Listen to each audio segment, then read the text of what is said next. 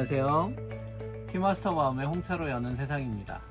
유튜브로는 굉장히 오랜만에 인사를 드리게 되었네요. 자, 제가 1월 달에 도쿄로 티룸 탐방을 다녀왔습니다. 티룸 탐방을 다녀오면서 일본식 밀크티에 대해서 조금 더 공부를 하게 되었고요. 오늘은 그 일본식 밀크티를 끓이는 방법에 대해서 함께 알아보고자 합니다. 우리가 기본적으로 알고 있는 로얄 밀크티가 있지만 로얄 밀크티 이외에도 홋카이도식과 오키나와식이 있습니다. 자, 그런 밀크티를 끓이는 방법과 함께 우리나라에 새롭게 출시된 골든 저지 밀크, 그리고 기존에 나와 있던 저온 살균 우유, 그리고 고온 살균 우유, 이런 우유의 차이점에 대해서도 함께 살펴보도록 하겠습니다. 그리고 마지막으로 끓여진 우유 밀크티를 함께 시음을 하면서 맛에 대한 평가도 함께 해보도록 하겠습니다. 자, 오늘은 일본식 밀크티에 대해서 함께 알아볼까 합니다. 일본식 밀크티를 알아보기에 앞서서 우리나라에 나와 있는 우유의 종류를 먼저 한번 살펴볼까 하는데요. 일반적인 고온 살균 우유가 있고요, 그리고 저온 살균 우유가 있습니다. 대표적으로 이 두 가지 우유에서 지방 함량이 낮은 저지방 우유나 무지방 우유가 생산이 됩니다. 하지만 밀크티를 끓일 때 저지방과 무지방은 좀 밍밍해서 맛이 잘 없죠. 그래서 대부분 일반 우유를 사용하게 되는데요. 고온 살균 우유보다는 저온 살균 우유가 훨씬 더 풍미가 좋습니다. 유지방 함량은 똑같지만 그래도 풍미를 살리기에는 저온 살균 우유가 훨씬 더 좋고요. 요즘 들어서 생산되고 있는 이제 저지 밀크가 있습니다. 이 서울유업에서 생산되는 골든 저지 밀크는 기존의 우유들이 대부분 홀스타인 품종, 우리가 알고 있는 얼룩소 품종에서 생산되는 반면 이 골든 저지 밀크는 저지라고 하는 품종에서 생산이 됩니다.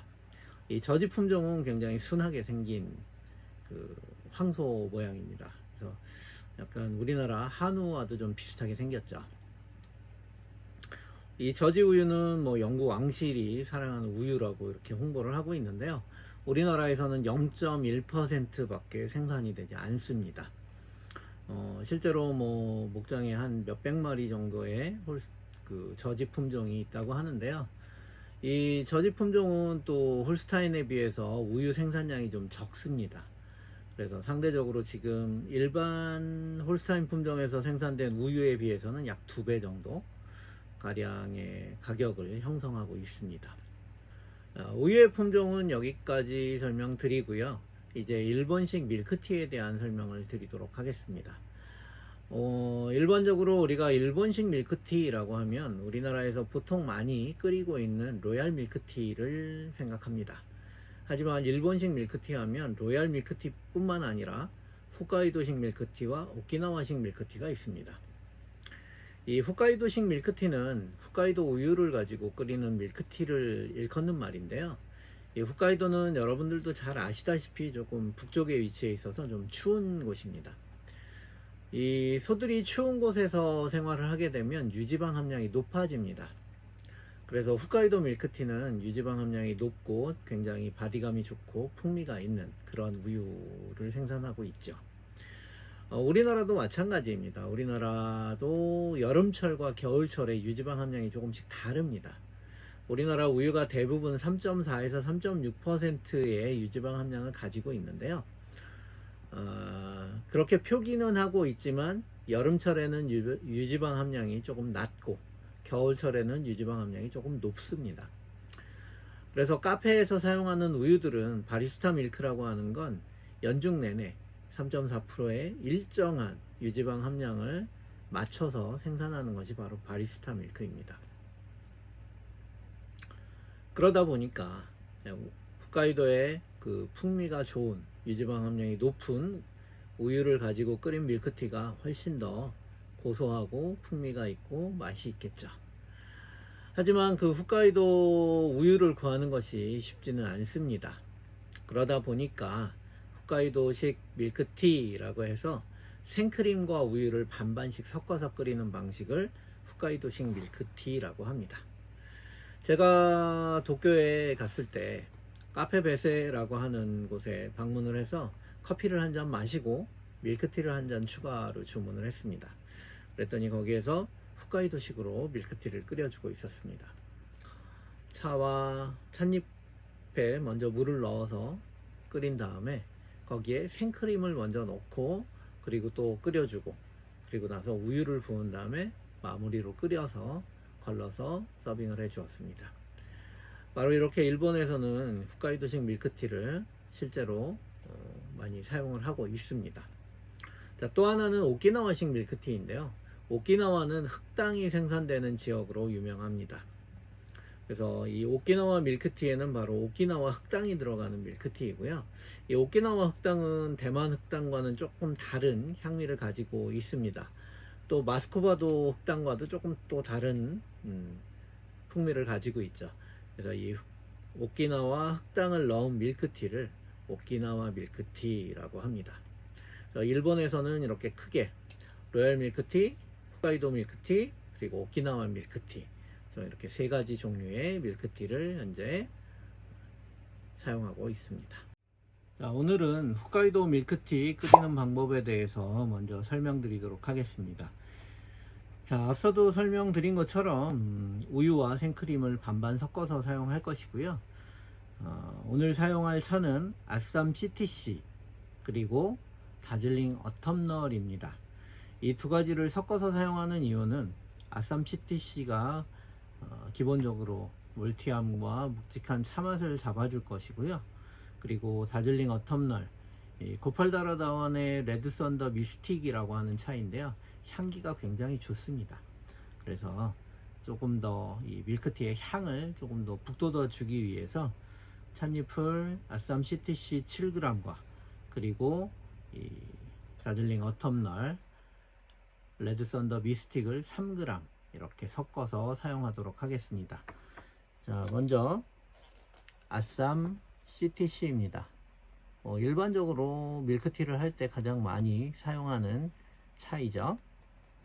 자, 이 차 7g에다가 이것이 바로 고팔다라 다즐링 레드 썬더 미스틱입니다.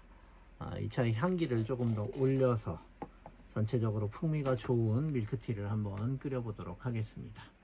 자, 먼저 찻잎을 넣도록 하겠습니다. 자, 찻잎을 넣은 다음엔 소금을 약간 넣을 것입니다. 이렇게 소금을 넣고요. 자, 물은 약 한 100ml 정도 부어줄 예정입니다. 제가 전체적으로 끓일 양은 500ml를 기준으로 끓일 것입니다.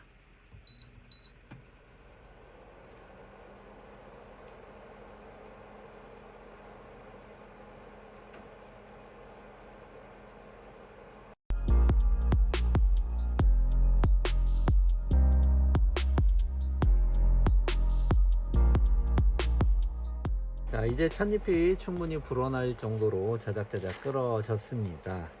자, 이제 생크림을 100ml 정도 넣어줄 예정입니다. 자, 생크림을 100ml 정도 부어주고요. 그렇게 해서 조금 더 끓여주겠습니다.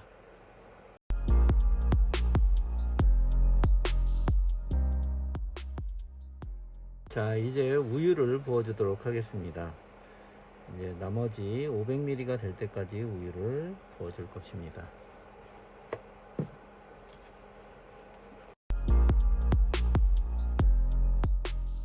설탕은 제가 100ml당 각설탕 하나 정도를 넣어주게 되는데요. 이렇게 라파르시의 설탕 4덩어리를 5덩어리를 넣어주도록 하겠습니다.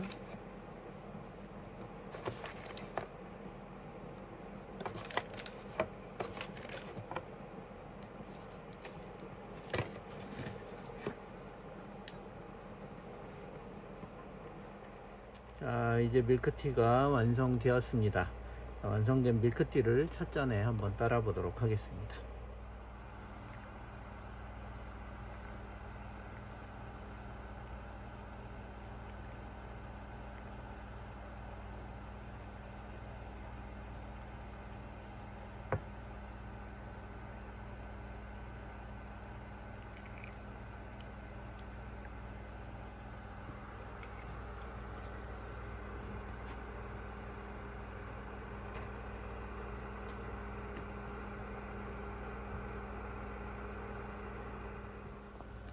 함께 맛을 보도록 하겠습니다.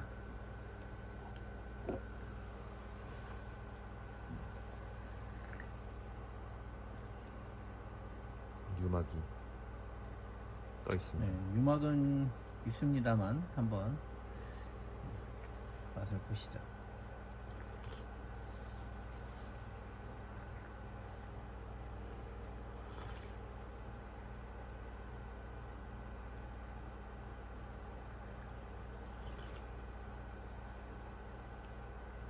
일반적인 우유로 끓였을 때와 어떻게 차이가 느껴지시나요? 좀 더 묵직하고 더 부드러운 느낌이 듭니다. 뭐 유막이 있기는 하지만 그렇게 우유 비린내나 이런 것들이 느껴지시나요? 그런 건 없고 약간 좀 더 약간 카라멜 먹는 것처럼 쫀쫀한 느낌이 더 들고 정말 비린내는 없네요. 그리고 텁텁하지도 않습니다. 네, 제가 일본에서 맛을 봤을 때 그게 되게 신기했습니다. 진짜 그 신기하네요. 유막이 있는데도 불구하고 우유 비린내가 느껴지지 않았어요. 굉장히 차향이 충분히 올라오면서 굉장히 바디감 있는 느낌의 부드럽고 진한 그 우유의 맛이 굉장히 잘 어울렸었습니다. 함께 즐겨보시죠.